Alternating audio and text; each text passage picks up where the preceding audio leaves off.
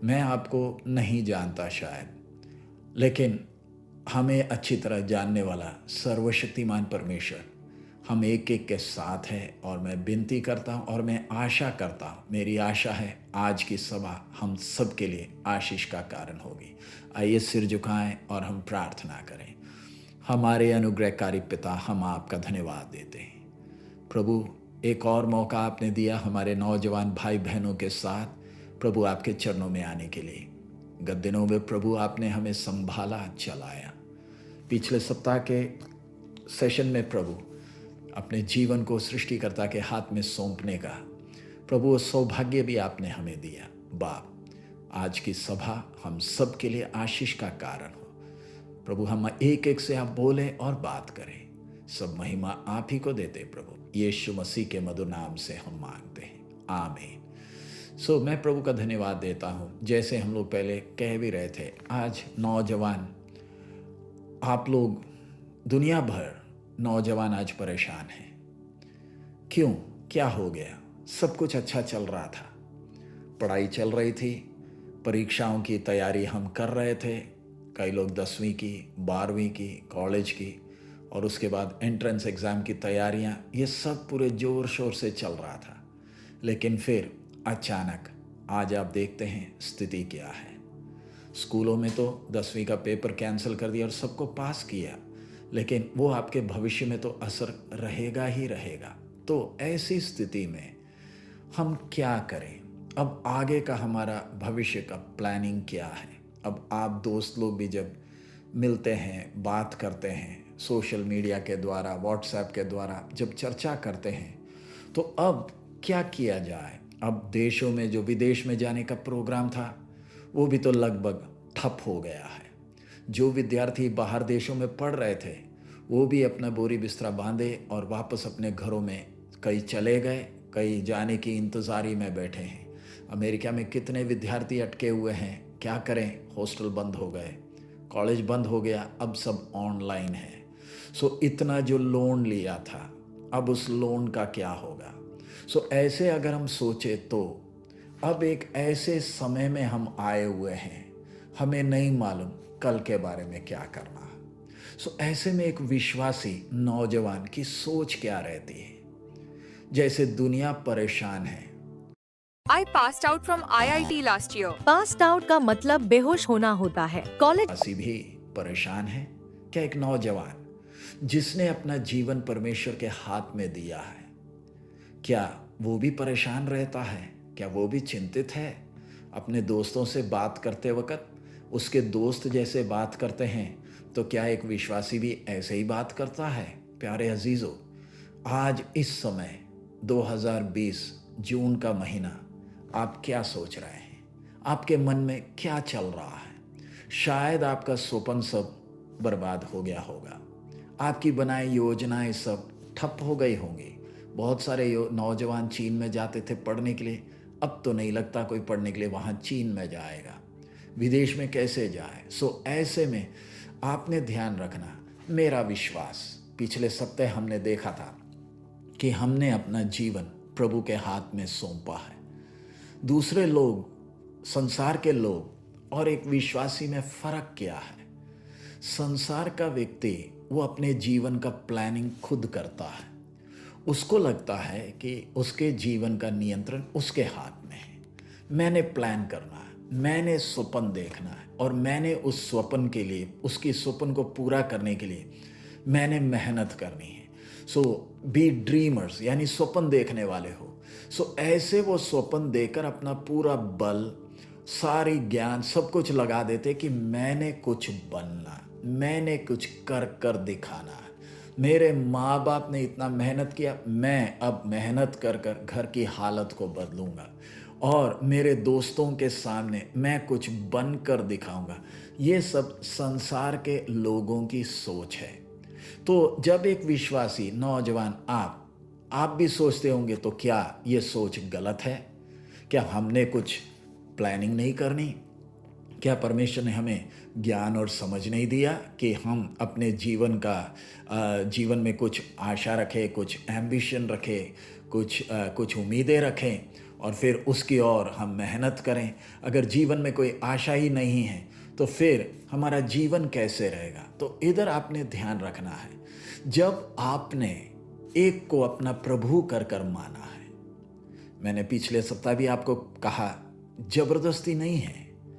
एक व्यक्ति स्वयं तय करता है, या तो मैं अपनी मर्जी से चलूं, या तो फिर मैं अपने सृष्टिकर्ता के हाथ में अपने आप को सौंप दूं, ताकि उसकी इच्छा मेरे जीवन में पूरी हो। परमेश्वर के वचन में हम लोग देखते हैं, आप जब हम यिर्मयाह की पुस्तक पहला अध्याय, उसका 5वां आयत मैं आपके सामने पढ़ूंगा। यिर्मयाह पहला अध्याय, उसका 5वां वचन। इधर लिखा है, गर्भ में रचने से पहले ही मैंने तुझ पर चित्त लगाया और उत्पन्न होने से पहले ही मैंने तुझे अभिषेक किया। मैंने तुझे जातियों का भविष्यद्वक्ता ठहराया। दोबारा मैं पढ़ रहा हूं, गर्भ में रचने से पहले ही मैंने तुझ पर चित्त लगाया।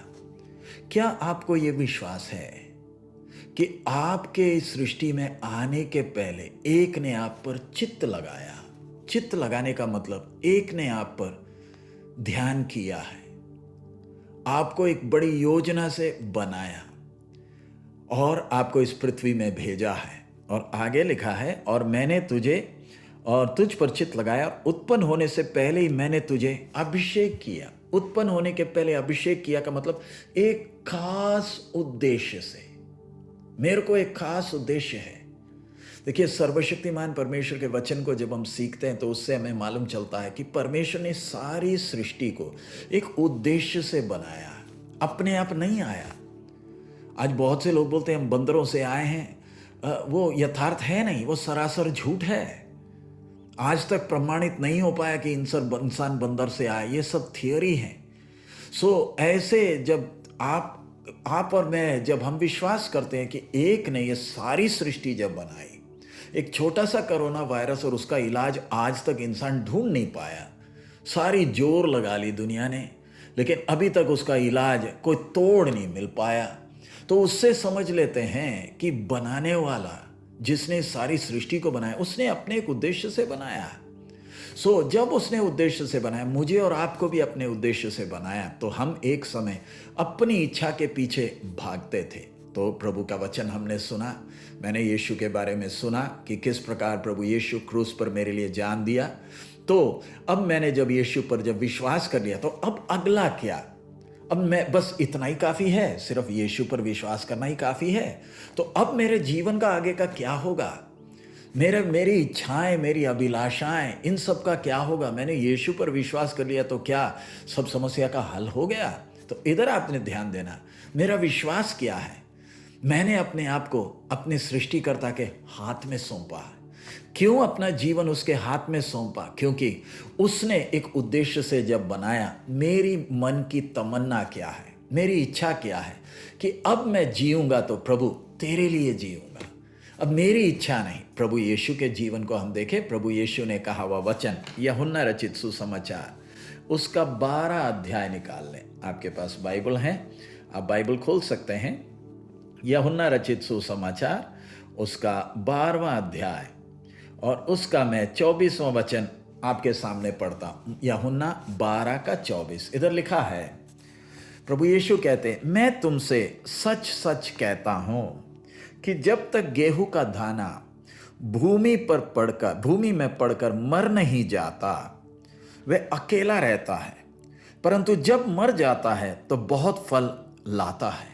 दोबारा मैं पढ़ रहा हूं, मैं तुमसे सच सच कहता हूं। जब कभी प्रभु यीशु ने कहा सच सच कहता हूं, उसका मतलब एक गंभीर विषय। Anything else ma'am? बस इतना ही भैया। गुड जॉब फ्रॉगी, बचा लिया। इस ऐप से क्यूआर पेमेंट करोगे तो क्या मिलेगा? किवी ऐप से करोगे तो savings her bar. Save 5% on UPI payments. Scan, pay, save with Kiwi. Thank you froggy भैया।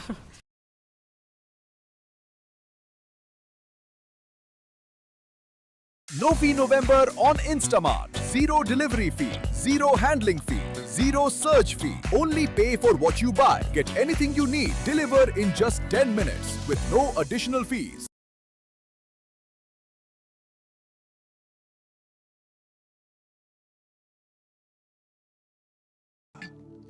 जिस बात को मैंने और आपने ध्यान से सुनना और समझना, ये एक सिद्धांत है जिसके बारे में प्रभु यीशु कहते हैं।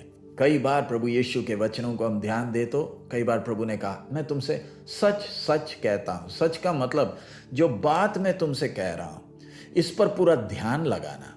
ये एक सिद्धांत मैं आपके सामने रख रहा हूं और ये सिद्धांत को अगर आप और मैं समझ लें और उस सिद्धांत के अनुसार अगर हम चलें तो हमें चिंता करने की जरूरत ही नहीं, किसी बात की चिंता करने की जरूरत नहीं, क्योंकि हम किसका वचन सुन रहे हैं? जिसने मुझे बनाया। मेरा प्रभु कहता है, मैं तुमसे सच सच कहता हूं। हे नौजवान, आपका प्रभु, आपका सृष्टिकर्ता आपसे कह रहा है, क्या कह रहे हैं? कि जब तक गेहूं का दाना भूमि पर पड़कर मर नहीं जाता वह अकेला रहता है, परंतु जब मर जाता है तो बहुत फल लाता है।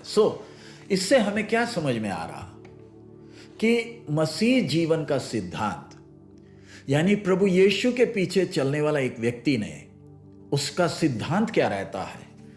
जैसे एक गेहूं का दाना नीचे गिरकर मर जाता है और मरने के कारण कितना आशीष का कारण बनता है, वैसे ही मैंने और आपने जब तक हम मरते नहीं हैं तब तक हम अपने आप में रहते। जैसे गेहूं का दाना अगर नीचे ना गिरे वो अपने आप में रहता। यह सिद्धांत मैंने और आपने अच्छी तरह समझना। यीशु को आपने जीवन दिया, अच्छी बात है। आपने यीशु को अपना प्रभु करके मान लिया, अच्छी बात। लेकिन अब अगला, आपकी सोच अब क्या होनी है? जैसे प्रभु ने कहा गेहूं का दाना, जरा सोच कर देखें, मैं और आप ये गेहूं के दाने की तरह है। हमारा वो गेहूं के दाने के अंदर जरा देखें क्या क्या चीज उसके अंदर, सेंसर्स हैं, सब कुछ है। अब ये दाना वो छोटे से भूसी के अंदर जो छुपा हुआ छोटा सा दाने के अंदर कितना इंफॉर्मेशन, कितनी सूचनाएं हैं, कितना कुछ उसके अंदर थोड़ा सा है।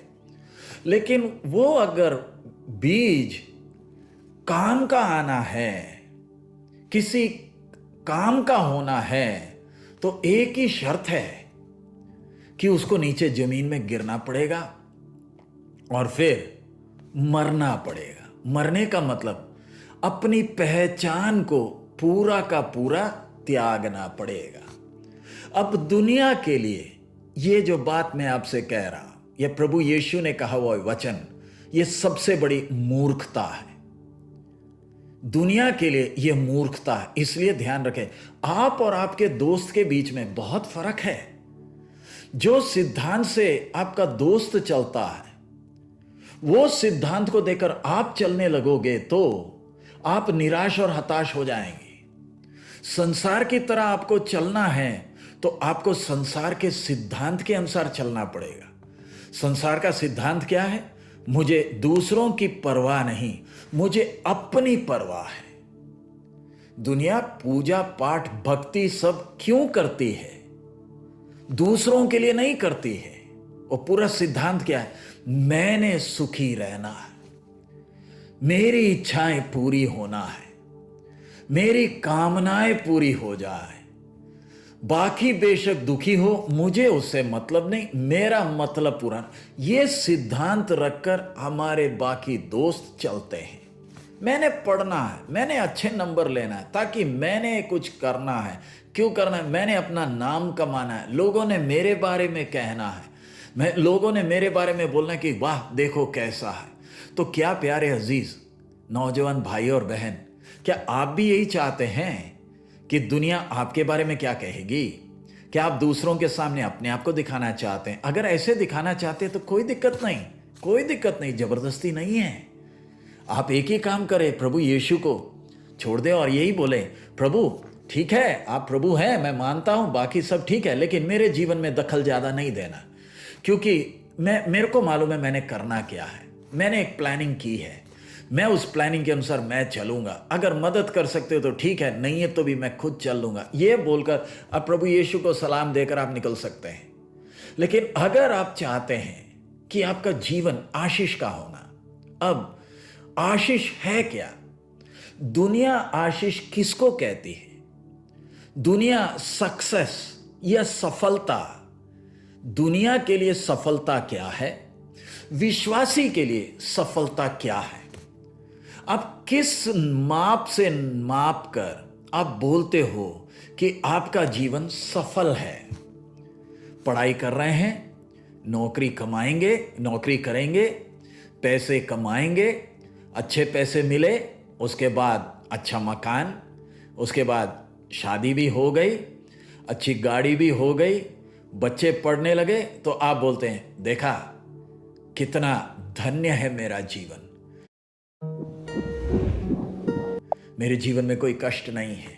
दूसरों के कष्ट को देकर खुद खुश होता है, क्या सोचकर कि मैं उनसे अच्छा हूं।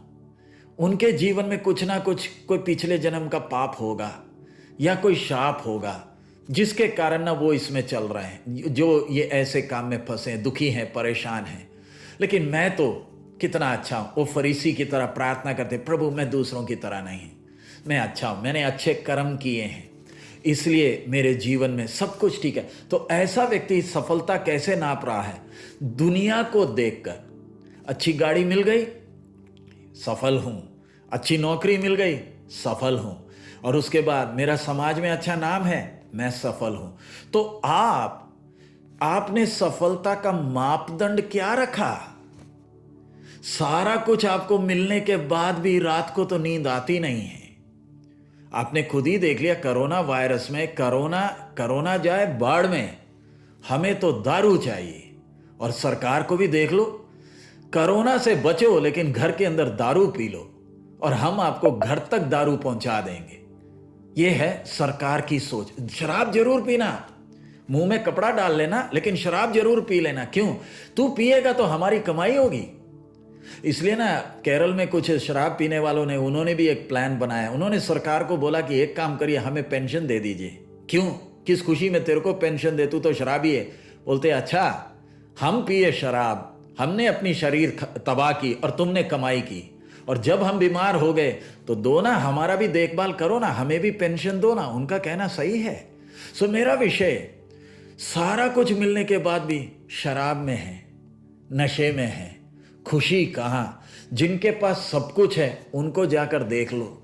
दुनिया ये बॉलीवुड हॉलीवुड को देखती है, एक एक की हालत देख ले, चलते कैसे हैं। सो बोलने का मतलब, मेरा जीवन सफल होना है।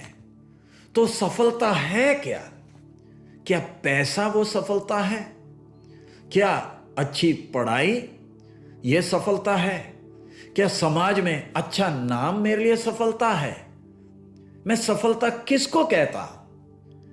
जो कुछ भी मैं कर रहा हूं, ये तो मैं अपने लिए ना कर रहा हूं, अपने आप को दूसरों के सामने दिखाने के लिए ना कर रहा हूं।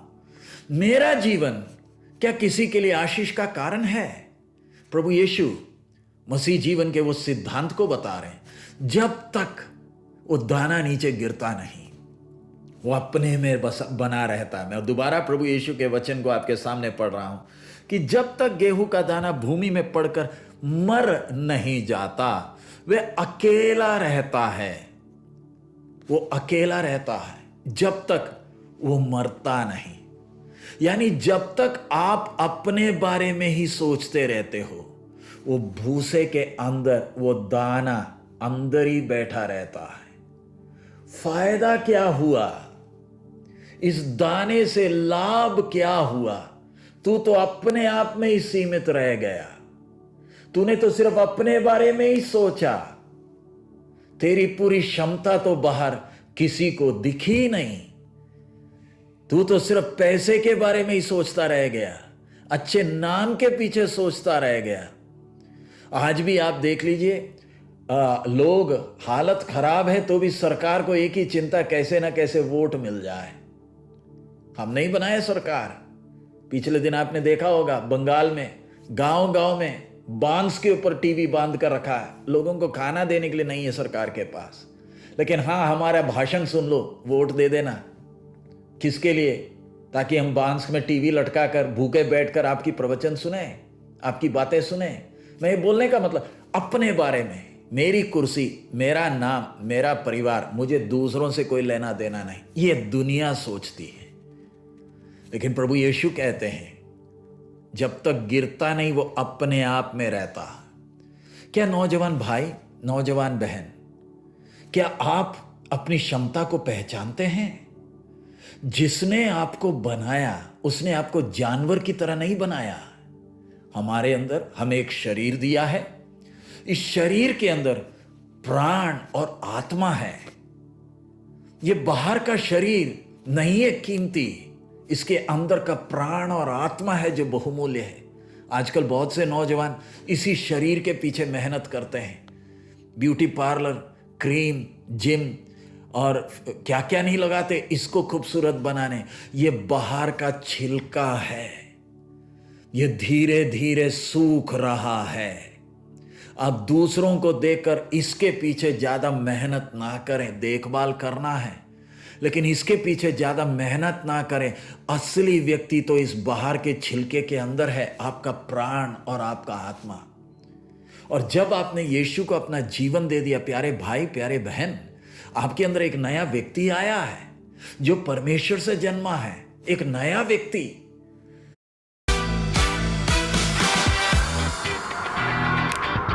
आपका पुराना व्यक्ति सुधरा नहीं है, परमेश्वर का दया आपके अंदर एक नया सृष्टि का काम हो, एक नया व्यक्ति, परमेश्वर के स्वभाव का वाला व्यक्ति। सो ध्यान रखें, आपके अंदर परमेश्वर ने जो खूबियां डाल रखी हैं, ज्ञान और समझ दिया। वचन में हम पढ़ते हैं परमेश्वर ने जब मनुष्य को बनाया अपने स्वरूप और अपने स्वरूप और समानता में बनाया। आप देखिए, मेरे और आपकी तरह का मनुष्य दुनिया में क्या कुछ नहीं किया है। गिरा हुआ मनुष्य जिसके अंदर पाप है, क्या क्या नहीं खोज कर रहा है, क्या क्या नहीं। अब ये कोरोना वायरस, ये इंसान नहीं, कहीं ना कहीं लेबोरेटरी में बैठकर कुछ ना कुछ बनाया था, परमाणु हथियार के जगह दूसरा बायो वेपन बना रहा था, गलती से बाहर निकल गया। तो आप समझ सकते हैं, एक वायरस जो इंसान ने बनाया, उसने जो बर्बादी की, जिसने बनाया वो भी बर्बाद, सारी दुनिया को भी बर्बाद कर बैठा। परमाणु हथियार से इतना नुकसान नहीं हुआ था हिरोशिमा नागासाकी में जितना इससे नुकसान हो गया है। तो मेरा कहने का मतलब, मुझे और आपको परमेश्वर ने कितनी क्षमता हमारे अंदर दे रखी है। आपके और मेरी तरह किसी और को बनाया नहीं। सबूत क्या है? आधार कार्ड, आपका अंगूठा आप लगाते हैं, मेरे अंगूठे के निशानी की तरह किसी और को नहीं बनाया। सो मैं चाहूंगा आप समझें, आपके अंदर परमेश्वर ने क्षमता रखी है। आपकी तरह इस सृष्टि में कोई नहीं है।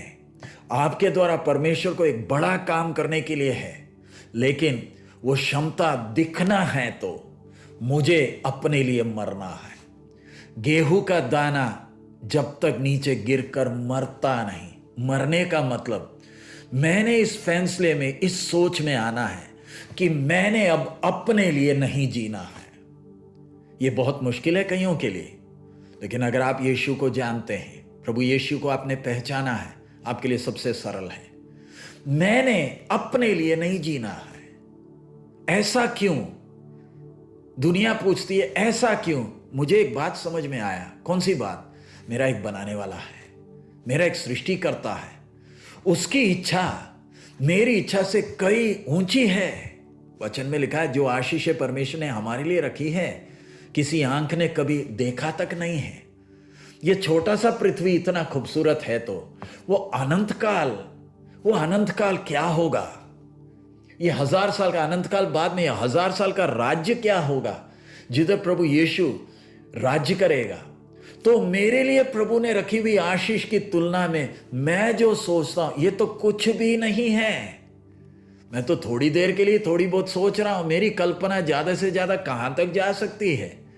अब उदाहरण, मैं इधर बैठा हूं, मैं तो नहीं सोच सकता भारत का प्रधानमंत्री बन पाऊंगा। मैं तो वो सोच ही नहीं सकता, मेरे सोच के बाहर है। क्योंकि मैं कौन सा अंबानी बन सकता हूं? वो कहां? वो तो मैं सोच ही नहीं सकता, क्योंकि मेरी सोच की एक क्षमता है।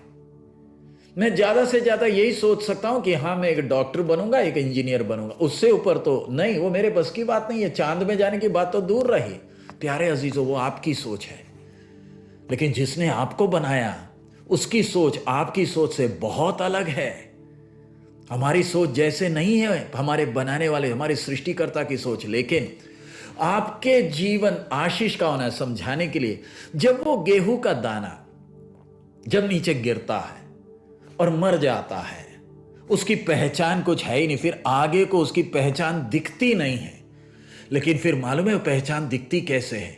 वो खेत भरकर, खेत में आप जरा देख लें, एक दाना गिरा, उस दाने में से जो पौधा निकला, उस पौधे में जो दाने लगे हैं, ये कहां से आए? एक दाने में से ये इतने दाने कैसे आ गए? मैं विश्वास करता हूं आप समझ रहे होंगे हमारा प्रभु यीशु किस प्रकार मनुष्य का रूप धारण कर इस पृथ्वी में आए। परमेश्वर को जरूरत क्या थी मनुष्य के रूप में आने के लिए? एक स्वर्गदूत को भेजना काफी था। तू जा और तू कीमत देकर आ जा। इस वीडियो को इंग्लिश टीचर्स कभी भी डिलीट करवा सकते हैं, उससे पहले सुन लो। एक ऐसे एप्लीकेशन बता रही हूँ जिससे आप फ्री में अनलिमिटेड को भेजता तो हम इंसानों को कभी भी यह समझ में नहीं आना था। उद्धार तो हो जाता, लेकिन हमें कभी भी यह समझ में नहीं आना था कि मनुष्य कितना बहुमूल्य है। हमें जो उद्धार मिलना था वो कुछ और ही होना था। लेकिन जब सृष्टिकर्ता खुद मनुष्य का रूप धारण कर आया, अभी उदाहरण समझाने के लिए भारत में बाहर विदेशों में पड़े हुए लोगों को वापस लाने के लिए भारत में वंदे मातरम का वो वंदे का वो जो चलाया अभियान चलाया है कि बाहर विदेशों में पड़े लोगों को वापस लाने के लिए, उसके लिए एयर इंडिया आ रहा है। एयर इंडिया आता है तो एयर इंडिया में पायलट भी हो चाहे एयर होस्टेस भी हो, सब ने ऊपर से नीचे तक सब कुछ पहन रखा है। अब तो अभी हमें यहाँ से इंडिया में जाना है तो हवाई जहाज में खाना तक नहीं मिलेगा।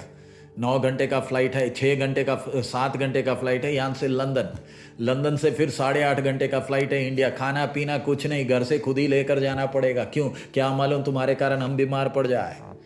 चलो दया का शुक्र करो कि हम तुम्हें लेने के लिए आ गए, तो कौन सा फ्री में ले जा रहे हैं? 1-1 लाख रुपया ले रहे हैं, 1-1 लाख से ज़्यादा ले रहे हैं। लेकिन मैं जब कहने का मतलब, मुझे उसमें कोई दिक्कत नहीं, आप 1 लाख ले लो, वो दूसरी बात। मेरा विषय, अगर भारत का प्रधानमंत्री खुद इस हवाई जहाज में आता और हमें खुद लेकर जाता तो हमारे अंदर उनके प्रति जो भावना उठनी थी वो कुछ और होती। वो खुद नहीं आए, किसी को भेजा है ताकि लेकर आ जाओ, और हम भी शुक्र करते हैं, चलो शुक्र है लेकर जा रहे हैं। मैं ये उदाहरण आपसे कह रहा हूं। सर्वशक्तिमान परमेश्वर ने मिखाइल को नहीं भेजा, वो कलवरी के क्रूस पर गैब्रियल नहीं लटक रहा है। जिसने मनुष्य को बनाया वो खुद क्रूस के ऊपर लटक रहा है। उससे आप और मैं समझ सकते हैं कि मैं और आप सृष्टिकर्ता की नजरों में कितने बहुमूल्य हैं। स्वर्ग हमें कितनी कीमत देता है। अगर मैं नरक में पहुंच गया, एक बहुमूल्य बर्तन अनंत काल के लिए खो गया है। इसलिए जब एक आत्मा बच जाती है, एक खोई हुई भेड़ जब वापस आती है, स्वर्ग आनंदित होता है। क्यों? एक और जिसको मैंने अपने स्वरूप और समानता में बनाया, इसने मुझे पहचान लिया। अब मैं इसके द्वारा अपनी इच्छा को पूरी करूंगा। इसको जो मैंने क्षमता दी है, उस क्षमता को मैं निहारूंगा। मैंने ये क्षमता इसको दी है ताकि इसके द्वारा दुनिया सृष्टिकर्ता को पहचाने। प्यारे अजीजों, प्रभु यीशु खुद क्रूस के पर जान दिए। अब वो एक यीशु के कारण, एक दाने के कारण, मैं दोबारा कहता हूं, वो एक दाना क्रूस के ऊपर इतनी बुरी मौत मरा। अब उस यीशु के कारण करोड़ों करोड़ों, अरबों खरबों, करोड़ों छोड़िए, अरबों और खरबों का जीवन कितना आशीष का हो गया। अनंत काल में मिलेंगे, लेने के लिए आ रहा है। मेरा विषय, एक दाना नीचे गिरा, मरा।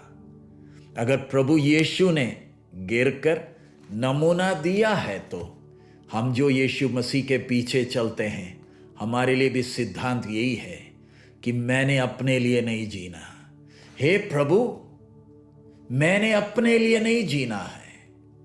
मेरी प्रार्थना मेरे लिए नहीं है। मेरी एक ही प्रार्थना है कि प्रभु, मेरा जीवन ये देश के लिए, मेरा जीवन मेरे परिवार के लिए, मेरा जीवन इस संसार के लिए, कलीसिया के लिए आशीष का कारण हो जा। तेरी इच्छा के लिए मैं अपने आप को पूरा समर्पित करता हूं। अब मैं अपने लिए नहीं जीऊंगा, मैं जीऊंगा तो तेरे लिए। मैं अपने आप को, अपने शरीर, प्राण और आत्मा तेरे चरणों में रखता हूं। क्यों? देने के लिए मेरे पास कुछ नहीं। मैं तुझे क्या दूं? जो मेरे पास है वो सब कुछ तेरा दिया हुआ है।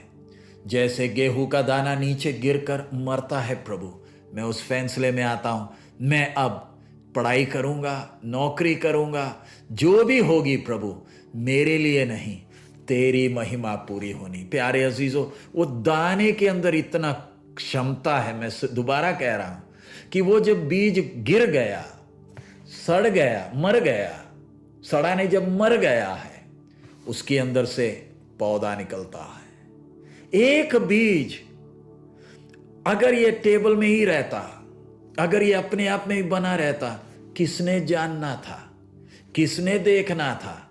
लेकिन वो गिरने के कारण उसके अंदर से एक पौधा निकल रहा है, पत्ते निकल रहे हैं, बड़ा हो रहा है, और फिर जैसा वो बीज था वैसा ही बीज इस पौधे में भी और निकल कर आ रहे। एक के कारण कितने और निकल गए। प्यारे अजीजों, प्रभु यीशु ने कहा हुआ वो सिद्धांत, मेरा जीवन कितनों के लिए आशीष का कारण बन सकता है। तो मैं ये नहीं कह रहा कि आपने अपनी पढ़ाई छोड़नी और सेवा के लिए निकलना, नहीं। एक मलाई वाला। बचा लिया, मूर्ति बेबी ने आपको बचा लिया सर। इस ऐप से क्यूआर पेमेंट करोगे तो क्या मिलेगा? क्यूबी सेवा के लिए वो ही निकले जिसको स्पष्ट है परमेश्वर ने मुझे अपनी सेवा के लिए चुना है, क्योंकि दुनिया का सबसे मुश्किल काम है प्रभु की सेवा। प्रभु ने शायद आपको डॉक्टर बनने के लिए, या इंजीनियर बनने के लिए, या चपरासी बनने के लिए, या नगर निगम का कूड़ा उठाने के लिए, या झाड़ू उठाने के लिए, या मिस्त्री का काम करने के लिए, कोई भी काम हो, परमेश्वर ने आपको वो खूबी दे रखी है। आपकी वो पूरी क्षमता आपके जीवन के द्वारा प्रकट हो सकता है अगर आप अपने लिए नहीं जिएंगे। मैंने प्रभु के लिए जीना है, मैं अपने लिए मर गया। जब उस पहचान में आते हैं कि मैं अपने लिए मर गया, मैं प्रभु यीशु के मौत के साथ शामिल हो गया, ऐसा व्यक्ति फिर अगला फैसला लेता है। कौन सा फैसला? अब मैंने पानी में डूबकर बपतिस्मा लेना है। ये पानी में डूबकर बपतिस्मा का मतलब क्या है? क्यों पानी के अंदर जाना? मैंने अब अपने लिए नहीं जीना है। मैंने यीशु को अपना जीवन दे तो दिया, लेकिन अब मैंने फैसला कर दिया मुझे कोई ना देखे। प्रभु यीशु जब मेरे लिए मरा, जब प्रभु यीशु मेरे लिए मरा, तो अब मैं अपने लिए क्यों जीऊं? अब मैं अपने लिए क्यों जीऊं? अब मैं जीऊंगा तो तेरे लिए। यीशु के पीछे मैं चलने लगा। अब मैं नहीं लौटूंगा। हे दुनिया, अब मैं तुम्हारे इशारों पर नहीं चलूंगा, तुम्हारे धुन के अनुसार मैं नहीं नाचूंगा। तुम्हें नाचना है, तुम नाचो। मेरा फैसला, अब मेरा जीवन तुम्हारे लिए आशीष का कारण होगा। मेरा जीवन तुम्हारे लिए आशीष का कारण होगा। मैं अपने लिए नहीं जी रहा, मैं प्रभु यीशु के मौत के साथ शामिल हो गया। जो ये समर्पण में आता है कि अब मैंने अपने लिए नहीं जीना, मैंने मसीह के लिए जीना है, तो मसीह के मौत के साथ शामिल होकर वो करता क्या है? दुनिया के सामने खुलेआम अपने विश्वास को प्रकट करता है। अंदर के विश्वास को वो बाहर प्रकट करता है। कैसे प्रकट कर रहा है? पानी के अंदर जा रहा है। भाई तू पानी के अंदर, बहन तू पानी के अंदर क्यों जा रही है? ये पानी को तेरे ऊपर ही डालने से काफ़ी है ना? नहीं, मैं ज़िंदगी में एक ही बार लूँगा, 2 बार नहीं, 3 बार नहीं, हर साल नहीं, मैं एक ही बार ले रहा हूँ ये फैसला। कौन सा फैसला? मैं भी पानी के अंदर जाऊँगा। क्यों? पानी में क्या रखा है? पानी में जा रहा हूँ किसके लिए? मैं दुनिया को, शैतान को और स्वर्ग के सामने ऐलान करने जा रहा हूँ। क्या ऐलान? हे दुनिया, अलविदा। अलविदा किससे? तू हमें छोड़ रहा है क्या? जी, मैं तुम्हारे बीच में रहता हूं, लेकिन तुम्हारे सिद्धांत और मेरे सिद्धांत में बहुत फर्क है। तुम्हारे इशारों पर अब मैं नहीं चलूंगा। तुम्हारी सोच की तरह नहीं है मेरी सोच। तुम अपने लिए जीते हो, मैं दूसरों के लिए जीता हूं। सो दुनिया अलविदा। फिर शैतान से क्या बोल रहा हूं? हे शैतान, खूब तूने खेल लिया, तूने मेरे जीवन को बहुत इस्तेमाल किया, मैं बर्बाद हो गया था, परमेश्वर का अनुग्रह मैं बच गया। हे शैतान, तेरे साथ का हिसाब अब मैं खत्म करता हूं। इस शरीर के ऊपर तेरे को एक सूद भी अब आगे से हक नहीं है। हिसाब खत्म किया। और फिर स्वर्ग के सामने क्या बोलते हैं? हे प्रभु, देने के लिए कुछ नहीं, ये शरीर मैं तेरे चरणों पर रख रहा हूं। क्यों? मैं तेरी मौत के साथ शामिल होता हूं, ताकि जब मैं पानी से बाहर निकलूं, मैंने उस जी उठने के सामर्थ्य में चलना है। ऐसा फैसला करने वाला व्यक्ति ही पानी में डूबकर बपतिस्मा लेता है। जब पानी में डूबता है, पानी में उतरता है, तब गाना गाया जाता है, यीशु के पीछे चलने लगा, ना लौटूंगा, ना लौटूंगा।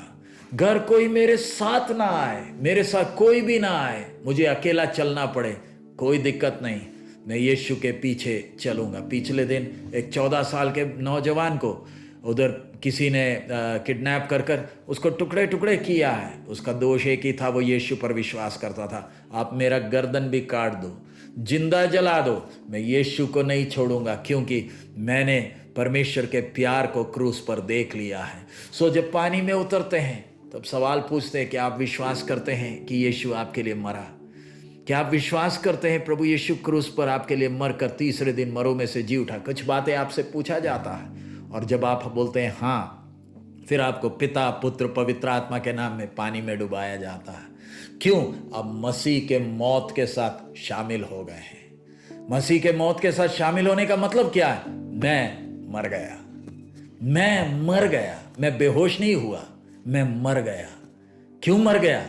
अब मैं जीऊंगा तो उसकी महिमा के लिए। सो आप पानी में डूबे नहीं रहते, जो पानी में जाता है वो बाहर निकलता भी है। वही तो है मसीह जीवन का आनंद। जब मैं मर जाता हूं, तब मेरा जीवन, वो पौधे में आप देखिए कितने दाने और निकल कर आए, कितना अच्छा पौधा बन गया, कितनों के लिए आशीष का कारण बन गया। प्यारे अजीजों, प्यारे अजीजों, मैं विश्वास करता हूं परमेश्वर आप एक एक से बात कर रहा है। मसीह जीवन के सिद्धांत को हमने देख लिया। जब तक गेहूं का दाना no fee November on Instamart.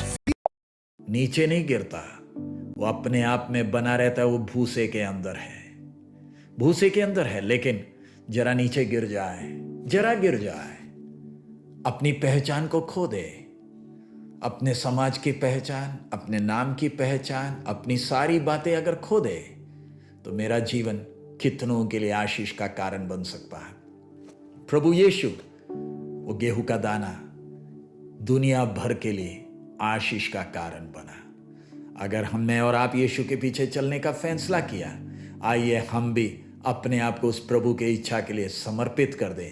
प्रभु, अब मैंने अपने लिए नहीं जीना। पिछले हफ्ते आपने अपना जीवन यीशु को दिया है, पहला कदम। अब अगला है, आप वो फैसले में आते हैं कि मैं अब अपने लिए नहीं जी रहा हूं, प्रभु तेरे लिए जीऊंगा।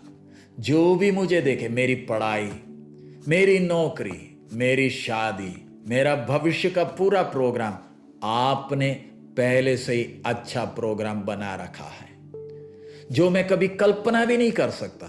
कोरोना वायरस के कारण दुनिया परेशान है, आप परेशान मत हो प्यारे नौजवान भाई और बहन। आप चिंता ना करें, एक ने आपको जगत की उत्पत्ति के पहले देख रखा है। जो रास्ता उसने आपके लिए खोला है, वो आप कभी सोच भी नहीं सकते। जो दरवाजा उसने आपके लिए खोला है, कोई बंद भी नहीं कर सकता। इसलिए अब चिंता ना करें कल के बारे में। आपने बस यही प्रार्थना करना, हे प्रभु तेरी मर्जी मेरे जीवन में हो। जो कुछ तू चाहे, मिट्टी हूं मैं, तू है कुम्हार, तू अपने हाथ से तू मुझे बना ले। और फिर आप देखेंगे आपके जीवन में प्रभु काम कैसे करता है।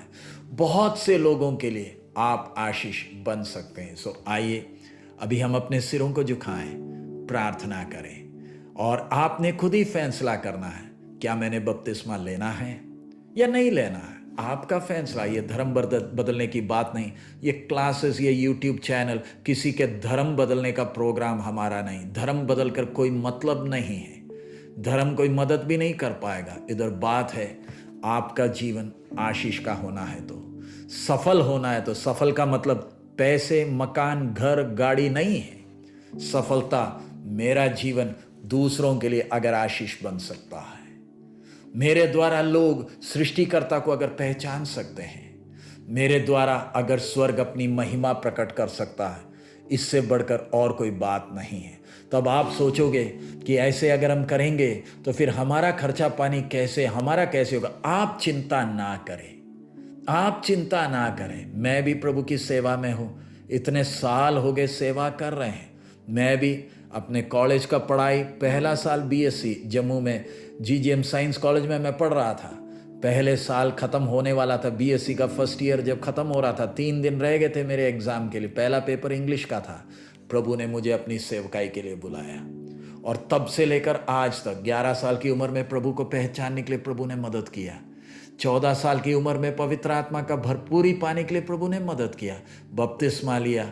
और 18 की उम्र में सेवा में निकलने के लिए प्रभु ने मदद किया। अब मेरी उम्र 50 होने वाली है, आज तक उसने मुझे चलाया।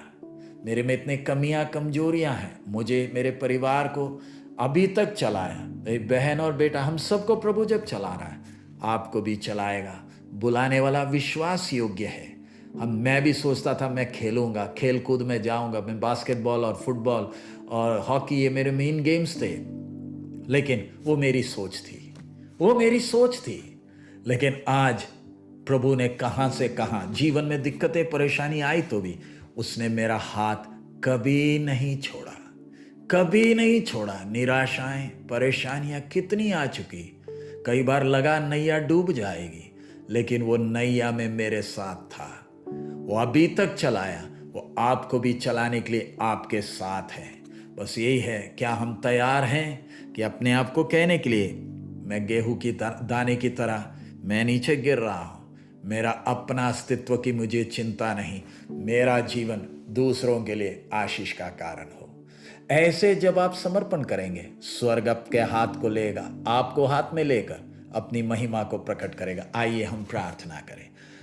हमारे अनुग्रहकारी दयालु पिता, प्रभु इस अच्छे समय के लिए धन्यवाद देते हैं। एक बार फिर नौजवान भाई बहनों के साथ मिलकर आपके वचन को सीखने के लिए मदद किया। जब दुनिया की सफलता का नाप कुछ और है, लेकिन प्रभु आपने हमारे लिए रखा हुआ आशीष कुछ और है। प्रभु, जैसे दाना नीचे गिरता है, वैसे हम भी गिरकर, प्रभु एक ही विनती है, जिस उद्देश्य से आपने हमें रचा है, वो उद्देश्य हमारे जीवन में पूरा हो। हमारा जीवन बहुतों के लिए आशीष का कारण। प्रभु, आपने नमूना दिया है, उस नमूने के अनुसार चलने के लिए आप हमें सहायता करें। आपने हमारी प्रार्थना सुन लिया, इसलिए धन्यवाद देते हैं।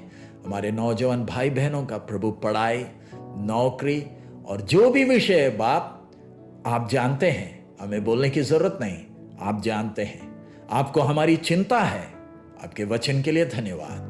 सब महिमा आप ही को देते। निराश करने वाली हर एक अंधकार की बंधन यीशु मसीह के नाम से दूर हो। सब महिमा आप ही को दे रहे प्रभु, यीशु मसीह के मधुर नाम से हम मानते हैं, आमीन। प्रभु यीशु का अनुग्रह, पिता का प्रेम, पवित्र आत्मा की सहभागिता हम सबके साथ अब से लेकर हमारे प्रभु यीशु के आगमन तक होती रहे, आमीन, आमीन। प्रभु आप सबको आशीष